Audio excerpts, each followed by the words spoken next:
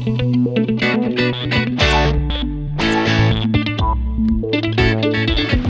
ka pa dressed up for dinner. Nakikita mo naman ang liwa-liwanag pa eh.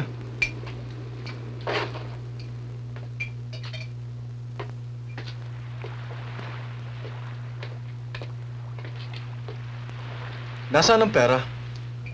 Sinoli ko. Isinoli mo? Nasisira ka naman ng ulo? Anong sabi niya?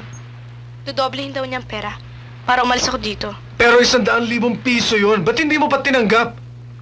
Ayoko pang umalis dito. Ano pa bang nandito? Ha? Baka namang iniisip mong kilalanin ka pang anak ni Mirasol. Kung ako sa'yo, tinanggap ko ng pera. Baka maging bato pa. Nagpunta ka pa kay Mirasol? Ha? Hanggang ngayon pa ba pinipilit mo siya ang nanay mo? Wala ka na ba kahihiyan? Para kang aso na kahit nagupitin nagmamakaamo sa nagmamalupit sa kanya. Lalo ka naging malapit sa anak mo. Walang kwento sa'yo kung tuwan ka man lang dalagang ina. Hindi ba't lantara ka nakikisama sa lalaki na kadisgrasya sa'yo? Hindi mo alam ang lahat ng nangyari. Yun lang alam ko. Nung nakitripa ako sa mga nanang ko, tinutokso ako ng lahat. Dita, anak na puta. Dahil dati sila mga kirida. Ngayon, nung dumating ka sa buhay ko, ganun din palang bagsak ko!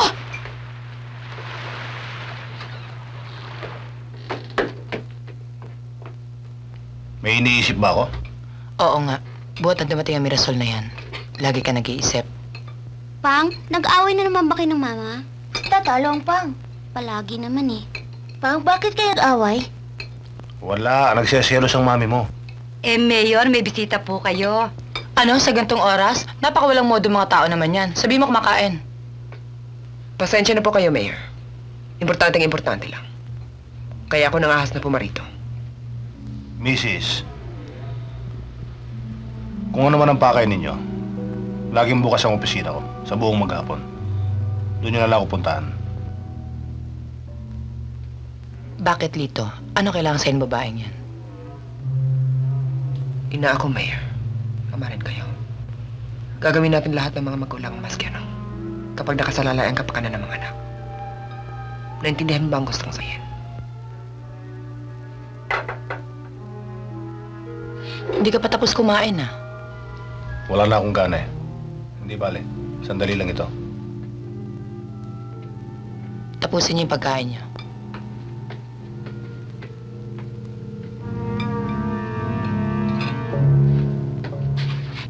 Wawasakin mo ang buhay ko. Naparito kami, Mayor, para makipagliwanagan. Hindi para makipag-away. Kahuli-hulihan na ito, Carlito. Hindi na kita muling gagambalain kailanman. Pero ngayon, hanggang sa bahay ko, nanggugulo ka pa. Ikaw ang dapat ilagay psychopathic eh. Hindi ko ito maiwasan. Kailangan ikaw magpaliwanag sa aking anak na hindi ko kagustuhang iwanan siya. Sa palagay ko maniniwala siya sa'yo. Wala akong nalalaman sinasabi mo. Mabuti pa umalis na kayo. Bago mo masira ang kinabukasan ko.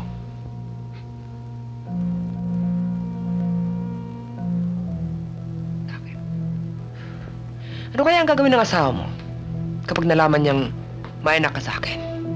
Mrs. Mag! Dali lang. Hayop ka rin, ano? Ngayon, paliwanag mo.